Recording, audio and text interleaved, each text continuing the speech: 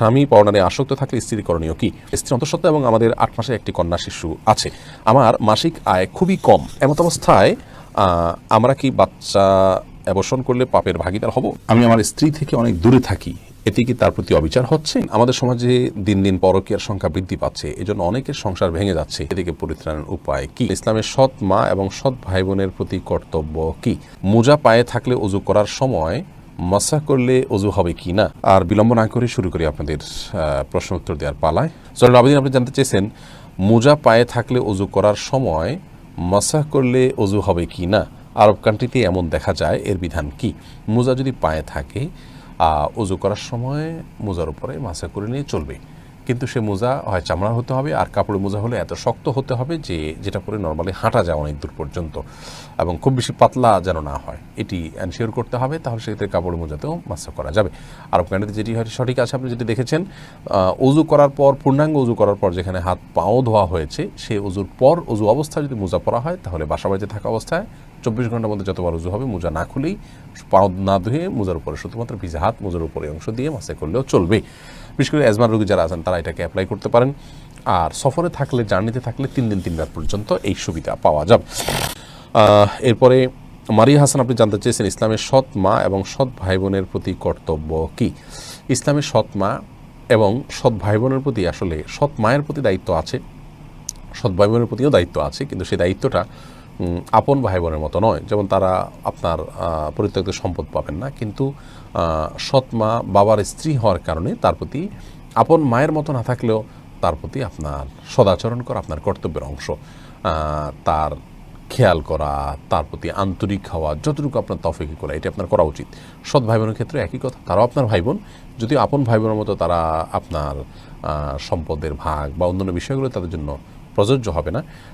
বিশেষ করে আপন ভাই বোনের যে মধ্যে যে জন্য যেরকম হক আছে, তারা যেরকম খুব কাছের আত্মীয়, ওই রকম হক তাদের না থাকলেও তারাও ভাই বোন। সেই হিসাবে তাদের প্রতিও সদাচরণ করা, তাদের সাহায্য সহযোগিতা করা, তাদের সাথে সম্পর্ক রক্ষা করে চলা যতটুকু সম্ভব করা উচিত। আমাদের সমাজে এই বিষয়টা একদম হয়ে ওঠে না। আল্লাহ মাফ করুক। সৎ মা, সৎ বাবা, সৎ ভাই বোন হলে তাদের সাথে বরং উল্টা শত্রুর মতো আচরণ করা হয়, যেটি উচিত নয়। অন্যী ইউএস আইডি থেকে আপনি জানতেছেন স্বামী পরনারে আসক্ত থাকলে স্ত্রীর করণীয় কি? স্বামী যদি পরনারে আসক্ত হন, আল্লাহ মাফ করুন, এই রোগটি এখন ভয়াবহ আকার ধারণ করেছে, তাহলে স্ত্রীর প্রথম করণীয় হলো স্বামীকে পরনারে আসক্তি থেকে বাঁচানোর জন্য তার ভিতরে তাকওয়া জাগ্রত করা, আল্লাহর ভয় জাগ্রত করা, কাউন্সেলিং করা, তাকে বোঝানো, চোখের পানি দিয়ে, আন্তরিকতা দিয়ে, ভালোবাসা দিয়ে তাকে বোঝানো উচিত। নিজে না পারলে অন্য যাদেরকে দিয়ে বোঝালে আল্লাহর ভয় তার ভিতরে জাগ্রত করা যাবে, তাকওয়া জাগ্রত করা যাবে, সেই চেষ্টা তার অব্যাহত রাখা উচিত, দাওয়াতি কাজ চালানো উচিত। সেই সাথে স্বামী নিজেকে সাজিয়ে গুছিয়ে যথাসম্ভব সুন্দরভাবে উপস্থাপন করবেন এবং স্বামীকে আকৃষ্ট করার চেষ্টা করবেন। স্বামী যাতে বিপদগামিতার দিকে না বাড়ায়, সেই জায়গা থেকে নিজের সকল করণীয় তিনি করবেন ইনশাআল্লাহ বিদিনিল্লাহ। সেই সাথে তৃতীয়ত আল্লাহর কাছে খুব বেশি বেশি দোয়া করবেন, ইস্তেগফার করবেন এবং তার হেদায়েতের জন্য দোয়া চাইবেন এবং তার গুনাহ মাফের জন্য দোয়া চাইবেন। এই কাজগুলো তার করা উচিত। যদি কোনো স্বামীকে ফোর্স করার সুযোগ থাকে, তাহলে সেখানে ফোর্সও করবেন, এবং সেই ফোর্স করতে গিয়ে যদি তার প্রতি অন্য কাউকে দিয়ে ফোর্স করাতে গিয়ে যদি তারপরে প্রেশার দেওয়া হয় এবং সেই প্রেশার দেওয়ার মাধ্যমে সে যদি অন্যায় থেকে ফিরে আসে, তাহলে সেটাও জায়েজ আছে, কোনো অসুবিধা নেই। কারণ অন্যায় কাজ থেকে, হারাম কাজ থেকে বাঁচানোর জন্য সেই কাজটি করা।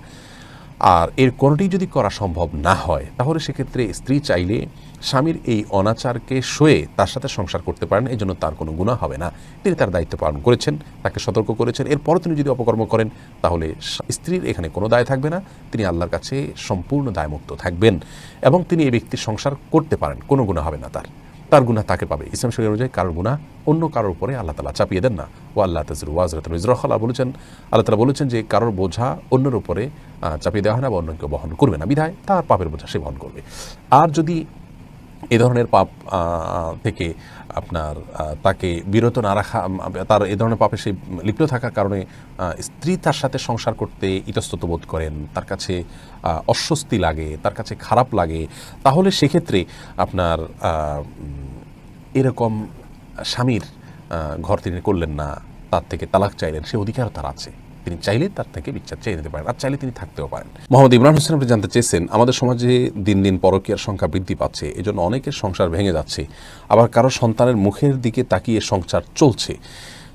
কেন যুব সমাজ দিন দিন এই হারাম ও ঘৃণ্য কাজে লিপ্ত হচ্ছে, এদিকে পরিত্রাণের উপায় কি? ভাই ইমরান, পরকীয়ার যেভাবে বিস্তার হচ্ছে আমাদের দেশে সেটি সত্যিই খুব ভয়াবহ। এভাবে যদি চলতে থাকে তাহলে আমাদের যে সমাজের যে সৌন্দর্য আছে, সাংসারিক জীবনের যে একটা বিউটি আছে সেটা কিন্তু আর থাকবে না। আর পরকীয়া দিন দিন বেড়ে চলেছে, এটির মূল কারণ আমরা যদি উল্লেখ করতে চাই তাহলে বলতে হবে যে কোরআন এবং হাদিস অনুযায়ী বা ইসলামকে প্র্যাকটিস করার ব্যাপারে আমাদের আগ্রহ কম থাকা, বিশেষ করে পারিবারিক এবং দাম্পত্য জীবনে। বহু পরিবার আছে এমন যারা বিবাহ থেকে নিয়ে দাম্পত্য জীবনের শুরু এবং প্রথম অংশ পর্যন্ত সব কিছুতেই আল্লাহর অবাধ্যতা এবং নাফরমানিতে তারা লিপ্ত থাকেন। প্রকৃত মুসলিম আমরা কয়জন মানুষ সেটা আসলে বড় করে প্রশ্ন রাখার মতো বিষয়। যারা পরিপূর্ণভাবে আল্লাহ রাব্বুল আলামিনের কাছে নিজেকে আত্মসমর্পণ করে দিয়েছেন এমন ইমানদার, এমন মুসলিম আমরা কয়জন আছি, এই প্রশ্নটা খুব বড় করে রাখাই যায়। এটি হলো মূল কারণ যে আমাদের সমাজ থেকে শান্তি উঠে যাচ্ছে, আমাদের দাম্পত্য জীবনগুলো ধ্বংসের দিকে চলে যাচ্ছে এবং পরিবারগুলোতে অশান্তি এবং কলহ বাড়ছে, পারিবারিক আপনার এই জাতীয় অপরাধগুলো বাড়ছে। অতএব পরিবারগুলোতে তাকওয়ার চর্চা বাড়াতে হবে এবং দিনদার জীবনসঙ্গিনী গ্রহণের পরে আমাদের গুরুত্ব আরোপ করতে হবে। তাহলে ইনশাআল্লাহ এই ধরনের অপরাধ থেকে আমরা হয়তো রক্ষা পেতে পারি। আবু রায়হান সোহাগ আপনি লিখেছেন, আমি আমার স্ত্রী থেকে অনেক দূরে থাকি, এতে কি তার প্রতি অবিচার হচ্ছে? ভাই আবু রায়হান, স্ত্রী থেকে যদি আপনি অনেক দূরে থাকেন তাহলে সেক্ষেত্রে সর্বোচ্চ 4 মাস পর্যন্ত আপনি স্ত্রী থেকে দূরে থাকতে পারেন তার পারমিশন ছাড়া। কিন্তু 4 মাসের বেশি যদি আপনি থাকেন তার পারমিশন ছাড়া তাহলে সেটি আপনার জন্য জায়েজ হবে না এবং সেক্ষেত্রে আপনি স্ত্রীর প্রতি অবিচার করছেন বলে বিবেচ্য হবে। অবশ্য 4 মাসের বেশিও যদি আপনি বাইরে থাকেন, স্ত্রী থেকে দূরে থাকেন, প্রবাসে থাকেন, তাহলে সেক্ষেত্রে স্ত্রী যদি পারমিশন দেয় আপনার জন্য জায়েজ হবে।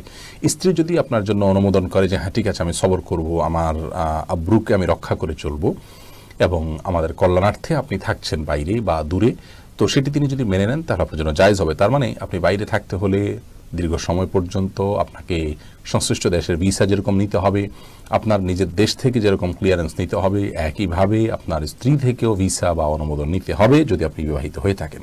বিষয়টি আমাদের অনেক ভাইয়েরা আসে বা বিবেচনা করেন। আমি অনেক প্রবাসীর কথা জানি যাদের স্ত্রীগণ অভিযোগ করেন যে আমার স্বামী শুধু টাকার জন্য, পয়সার জন্য বাহিরে পড়ে থাকেন, আমি চাই না সে সেখানে এত দীর্ঘ সময় পড়ে থাকুন, টাকার লোভে তিনি সেখান থেকে আসতে পারেন না। এই কাজগুলো অত্যন্ত গর্হিত।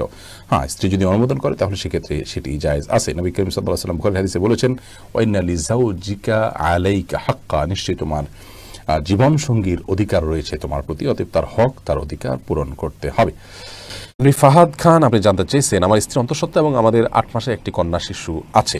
আমার মাসিক আয় খুবই কম, এমত অবস্থায় আমরা কি বাচ্চা অ্যাবর্শন করলে পাপের ভাগীদার হব? বিস্তারিত আলোচনা করে বুঝতে চাচ্ছি। দেখুন, আপনার স্ত্রীর অন্তঃসত্ত্বা এবং 8 মাসের কন্যা শিশু আছে, মাসিক আয় কম, এটার কারণে বাচ্চা অ্যাবর্শন করলে জায়েজ হবে না।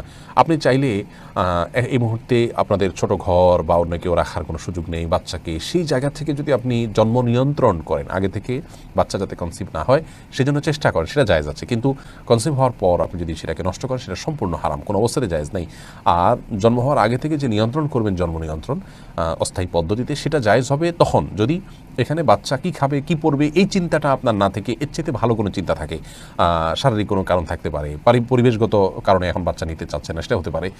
কি খাবে, আমার উপার্জন কম, এই চিন্তা থেকে যদি আপনি এই জন্ম নিয়ন্ত্রণ করেন তাহলে সেটা কিন্তু জায়েজ হবে না। তার কারণ হলো আমাদের প্রত্যেকের রিজিকদাতা আল্লাহ, এই বিশ্বাসের সঙ্গে এটি অসঙ্গতিপূর্ণ। আপনি যদি মনে করেন যে আমাদের রিজিকদাতা আল্লাহ রাব্বুল আলামিন, তাহলে সেক্ষেত্রে আপনার এই বিষয়টা নিয়ে এত বেশি অরিড হওয়া এবং এটার কারণে আপনার জন্ম নিয়ন্ত্রণ করার কথা নয়।